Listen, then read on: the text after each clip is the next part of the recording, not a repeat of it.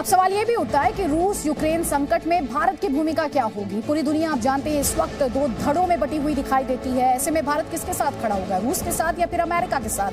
संयुक्त राष्ट्र में भारत ने अपनी तरफ से अपना रुख साफ किया।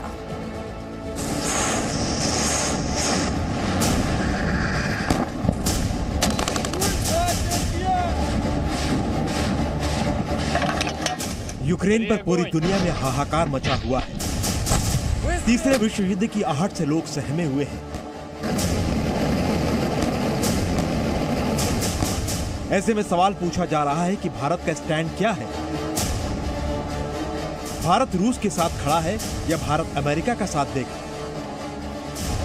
इस सवाल का जवाब जानने से पहले यूक्रेन संकट पर सुनिए प्रधानमंत्री मोदी का बयान, जो उन्होंने मंगलवार को यूपी में बहराइच की रैली में दिया। इस समय दुनिया में कितनी उथल पुथल मची हुई है।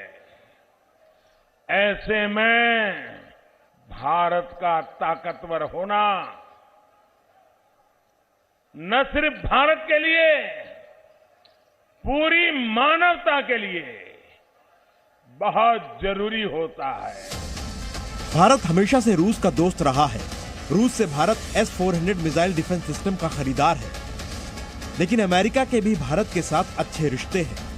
दोनों ही देशों से भारत के मजबूत आर्थिक और राजनीतिक रिश्ते हैं। ऐसे में भारत ने सधा हुआ बयान दिया है। सुरक्षा परिषद की आपात बैठक में भारत ने शांति और संयम की बात की। These developments have the potential to undermine peace and security of the region. We call for restraint on all sides.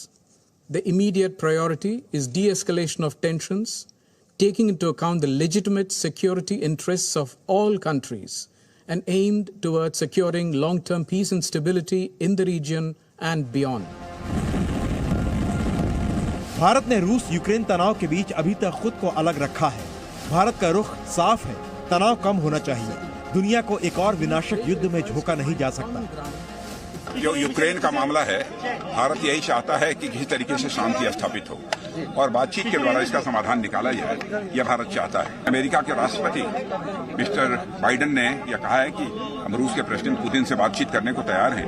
यदि दोनों की बातचीत होगी तो मैं तो आश्वस्त हूं कि कोई न कोई समाधान निश्चित रूप से निकलेगा। भारत का जहां तक पक्ष है, भारत शांति चाहता है। साल 2014 में भी भारत के सामने आज जैसी ही स्थिति थी। तब रूस ने हमला करके यूक्रेन से क्रीमिया को अपने में विलय कर लिया था। तब भारत ने किसी की परवाह किए बगैर रूस का साथ दिया था। भारत ने क्रीमिया के विलय को मान्यता दी थी। यूक्रेन की अखंडता पर यूएन के प्रस्ताव से भारत ने खुद को अलग रखा था। भारत ने कहा था कि ये क्रीमिया के लोगों की पसंद है। भारत ने रूस के खिलाफ प्रतिबंधों का समर्थन नहीं किया था। ये वो दौर था जब मनमोहन सिंह भारत के प्रधानमंत्री थे। उसके बाद नरेंद्र मोदी के भी प्रधानमंत्री बनने पर भी भारत के इस रुख में कोई बदलाव नहीं आया है। भारत मल्टीपोलर वर्ल्ड ऑर्डर की बात करता है। आज भी निष्पक्ष रहकर भारत ने एक तरह से रूस का साथ ही दिया है।